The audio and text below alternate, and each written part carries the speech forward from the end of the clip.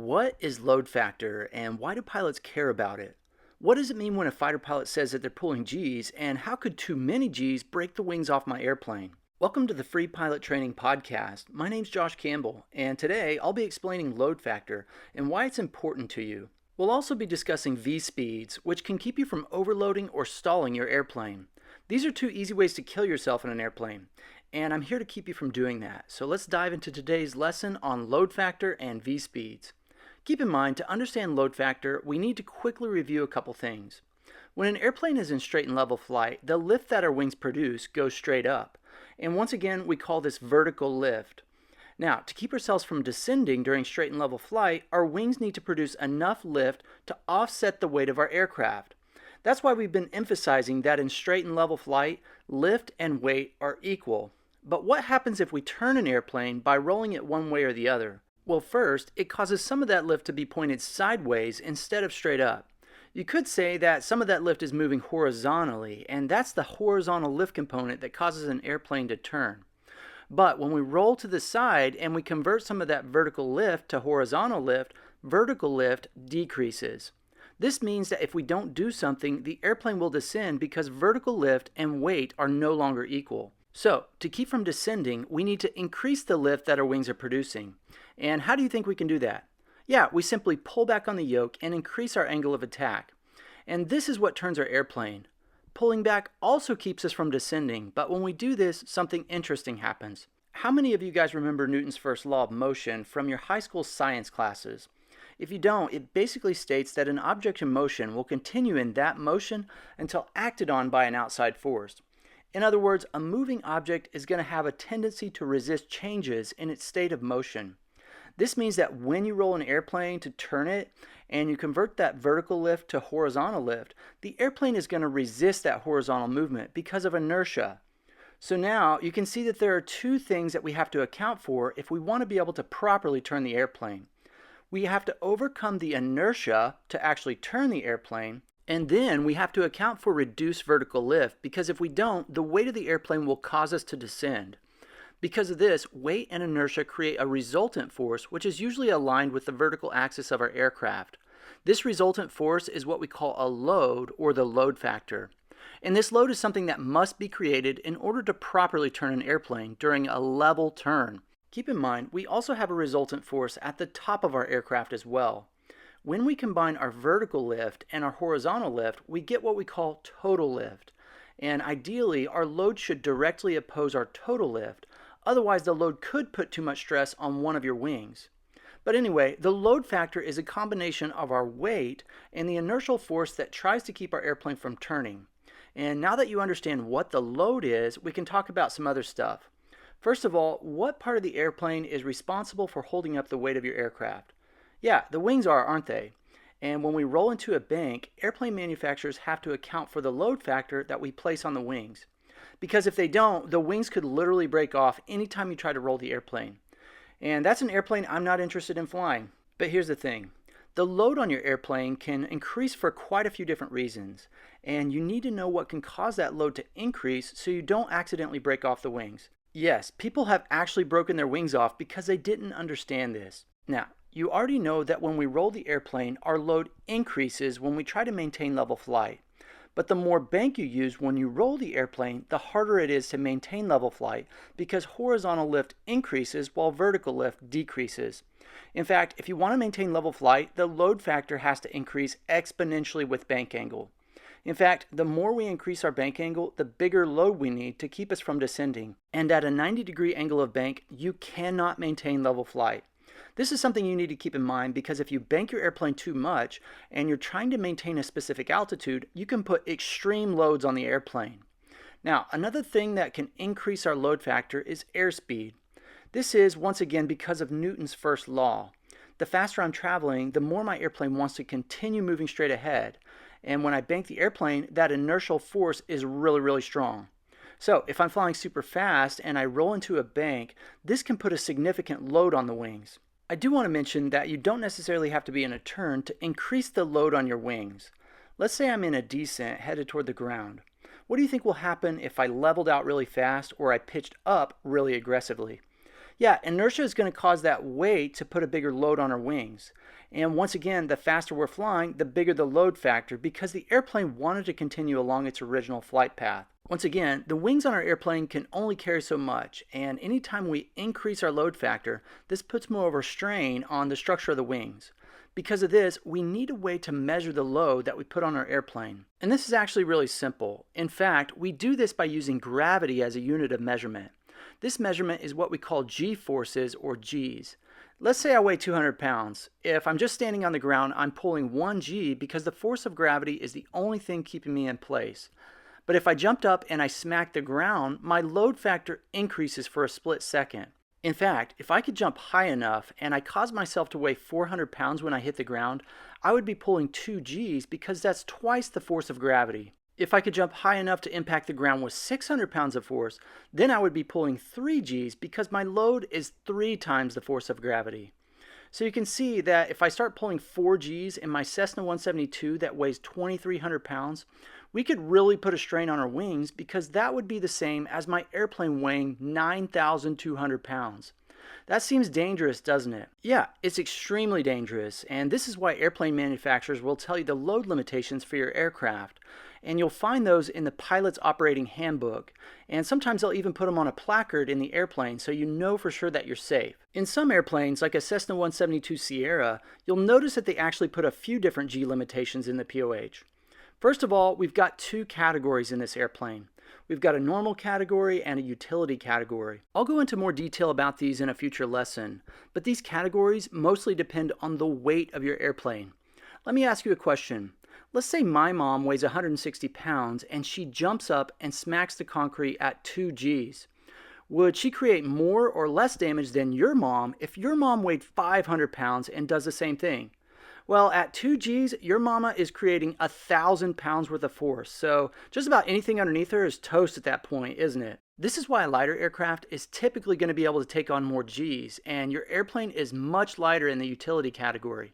But here's a couple other things you should know about. If you look in the POH, you'll notice that a lot of times your wings can typically take a higher load when the flaps are retracted. This is because flaps typically increase the structural integrity of the wing. Now, in addition to the positive G limitation, you'll notice that there's also a negative G limitation as well. Have you ever been on a roller coaster? If so, then you've probably felt all that blood rush to your head as you started the descent from the top of that high spot on the roller coaster. That's basically a negative G. Your weight is actually producing an upward force instead of a downward force in that situation. Now, I don't want to spend a bunch of time on this, but it's important to note that airplanes are not typically designed to take a bunch of negative Gs. In fact, a Cessna 172 Sierra can only take negative 1.52 Gs. So don't be forcing your nose down when you're pitched way up unless you're flying super slow or you're trying to break a stall. In fact, this is actually why you're supposed to pitch down before you roll wings level during the unusual attitude maneuver. We want to avoid negative Gs as much as possible. Now, I probably scared the crap out of you during the beginning of this podcast, but you probably won't break the wings off if you accidentally hit your G limitation. You should never try to fly an airplane close to its G limitation, but you also don't need to be worried about breaking the wings off. In reality, if you were to hit the maximum load of your airplane, you would probably damage the structural integrity of the wing, and you could even possibly bend the metal. But it takes quite a bit to break the wing off. But I want you to consider something. First of all, how old is the airplane you're flying? Metal gets weaker with time. Second, who else has flown this airplane? If it's been flown by everyone and their dog, have they damaged the wings by flying too close to the G limitations? What happens if you bend a paperclip one time? Yeah, it just bends, doesn't it? But if I bend it back and forth, it's going to get brittle, won't it? Consider that when you're flying an airplane. This is actually what I think happened to that guy who had his wings fold up during that gender reveal down in Mexico. I doubt this is the first time he explored the G limitations of his airplane. He probably bent that wing back and forth until the wing structure was weakened. And then bam! Not a good day. Okay, so that's the first way that load factor can allow a pilot to kill himself. Now let's look at the second one. Anytime we increase the load factor on our airplane, stall speed will also increase. Don't forget, our airplane will always stall when the wings exceed their critical angle of attack. But the speed at which that happens can change. And this is important to remember because if you stall the airplane at a higher speed, you're probably not going to be expecting it. And this can be extremely deadly. This is what we call an accelerated stall. Now there's a chart in the Pilot's Handbook of Aeronautical Knowledge that demonstrates this really well. And the first thing you'll notice when you look at that chart is that up to our normal stall speed, the airplane will stall no matter what the load factor is. Anytime you fly above your normal stall speed, any increase in load factor will also increase your stall speed. In fact, stall speed actually increases by the square root of your load factor. If you have a chance today, you should Google search bank angle load factor chart. And when you look at this chart, you'll notice that in order to maintain level flight during a 45-degree bank turn, I have to pull 1.4 Gs to keep myself from descending. Because of this, I can actually calculate the stall speed of my airplane, so I know that I'm flying at a safe airspeed during this turn so I don't kill myself. Let's say the stall speed of my airplane is 50 knots. Because stall speed increases by the square root of my load factor, I can take the square root of 1.4 Gs, and this gives me an answer of 1.19. This means that my stall speed will increase by 19% during that turn. This means that my new stall speed will be almost 60 knots, and once again, if I'm not expecting this, it could be disastrous. Now, like I said, load factor increases stall speed. But for every airplane, there's a magical little airspeed that every pilot should know about. And this is something called maneuvering speed, or VA. Up to VA, the airplane will stall before you could ever possibly over-G or overload the airplane. If you fly above this speed, you would bend or damage the airplane before you could possibly stall. Keep in mind, there are different reasons why you'd want to fly above or below this speed. But it's important to know what this speed is in your airplane because it can help you to make good decisions. Once again, you'll find your maneuvering speed in the POH, but for some airplanes like a Cessna 172 Sierra, you'll often have more than one maneuvering speed. And that's because this speed is based on your load factor. Do I need to remind you about your mom? Okay, I won't. But let's say that my airplane weighs 2,200 pounds, and I'm flying at an indicated airspeed of 95 knots. In the Cessna 172 Sierra, V is 98 knots. So what should I be more concerned about if I'm flying 95 knots? Stalling the airplane or damaging the airplane? Yeah, below 98 I'm going to stall first, won't I?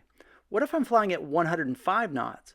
Yeah, in this case I'm more concerned about bending my wings. And for every weight that I'm operating at, I'd want to know my maneuvering speed for my airplane. And this is going to allow me to stay safe when I'm out flying around. And this is another reason why airspeed is so important. In fact, airspeed is so important that the airspeed indicator is required anytime we go fly. And this brings us into our next topic today, V-speeds. What are V-speeds, and why is my airspeed indicator marked up with so many different colors? Well, let's talk about that, because these markings can make your job as a pilot way easier. Now, I know what you're thinking. What does the airspeed indicator have to do with aerodynamics, and why are we learning about this now instead of waiting until we talk about our instruments? As you may have noticed from the previous lesson on aerodynamics, almost everything we've been discussing has to do with relative wind. So as a pilot, we need an instrument that can show us how much air is flowing over and under the control surfaces. This allows us to know how to control the airplane because an airplane handles differently at different airspeeds. And if we get too slow, things can get kind of dangerous because we don't want to stall.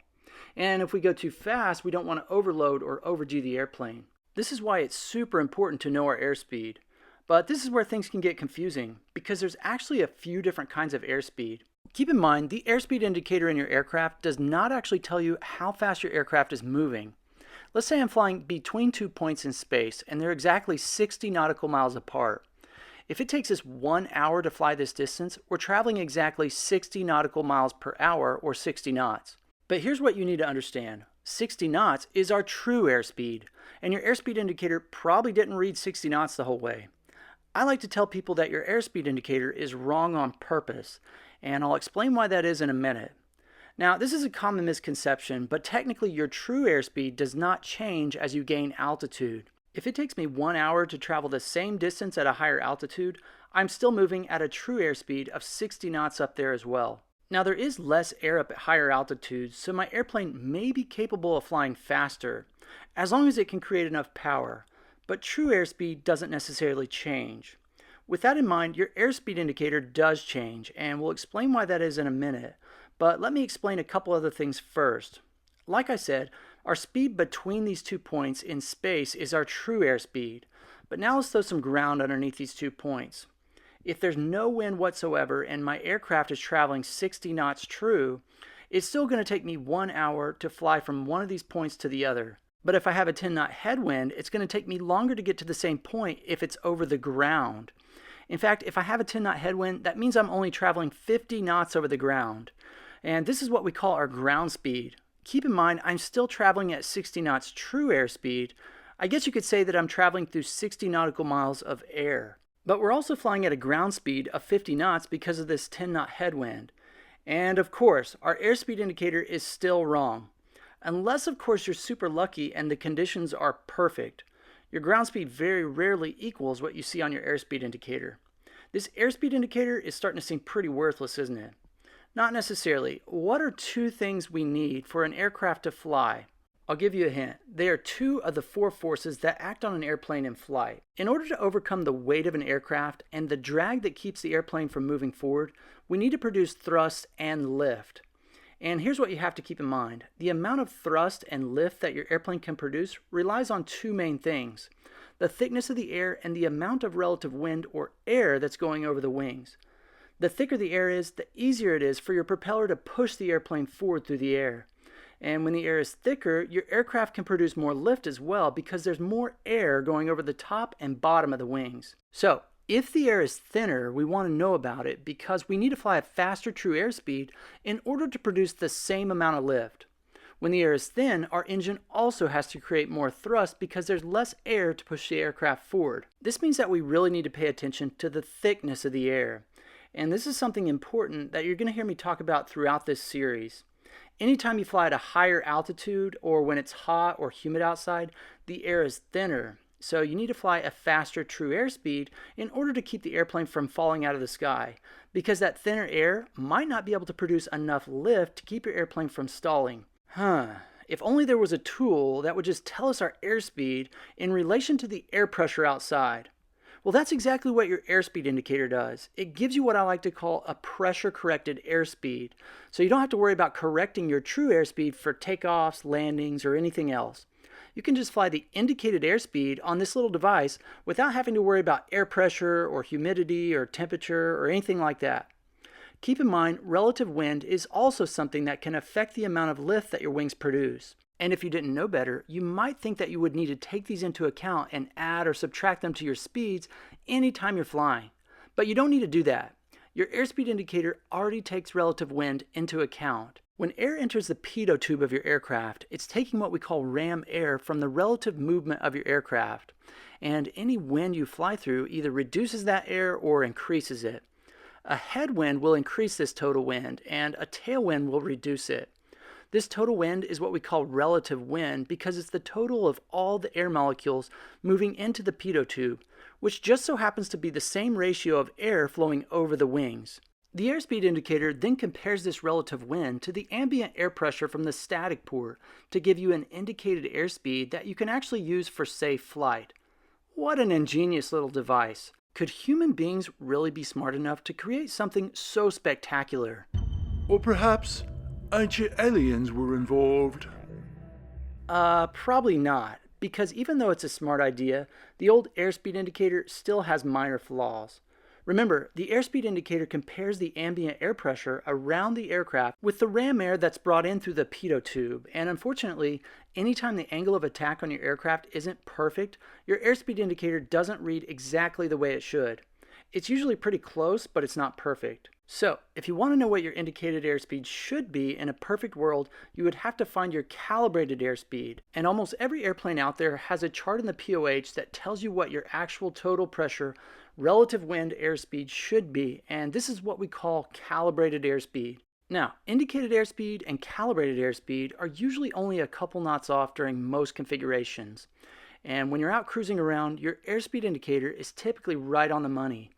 But even then, the old airspeed indicator is still much better than trying to fly a true airspeed and guessing what the air pressure is outside, or thinking about what the wind is doing, even though your airspeed indicator is technically wrong.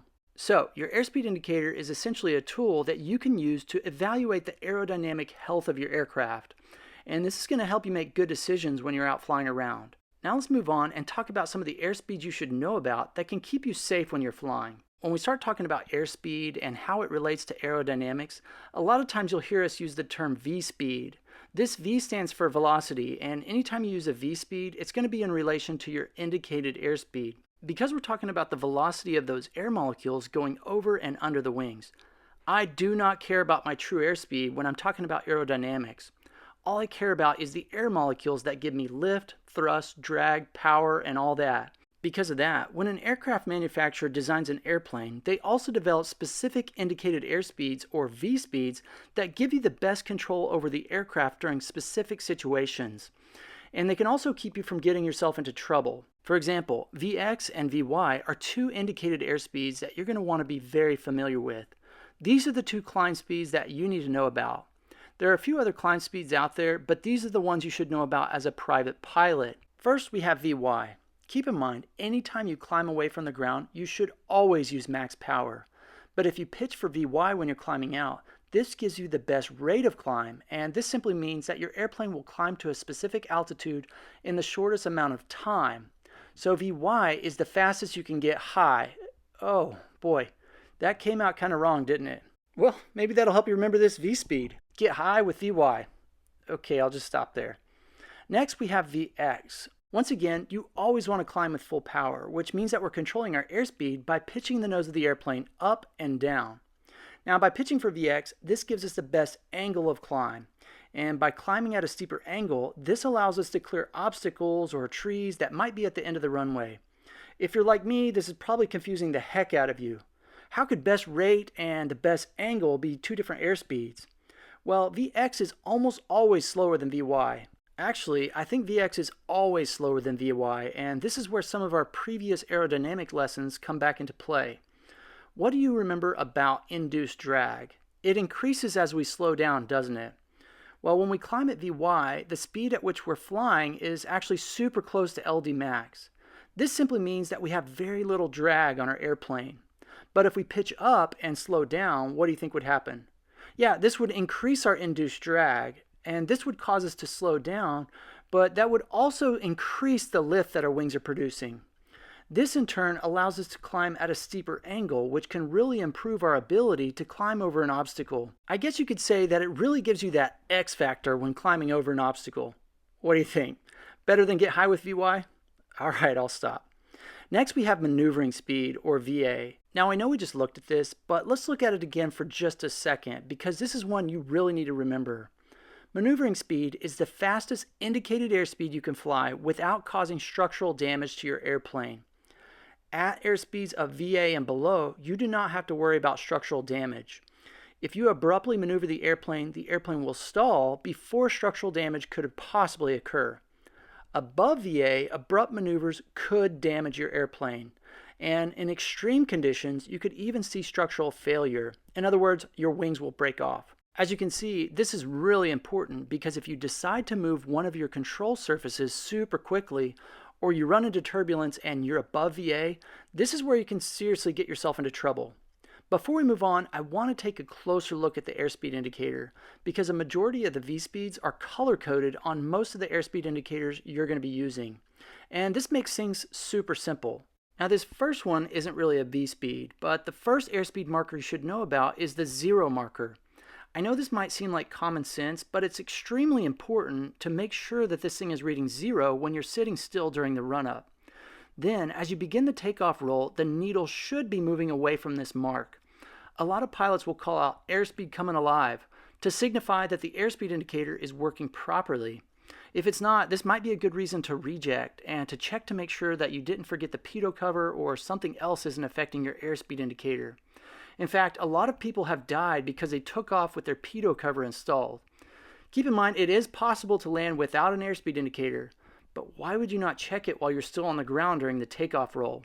It only makes sense. Next we have the wide arc, and the wide arc signifies a safe speed to operate flaps. At the upper limit of the wide arc we have VFE.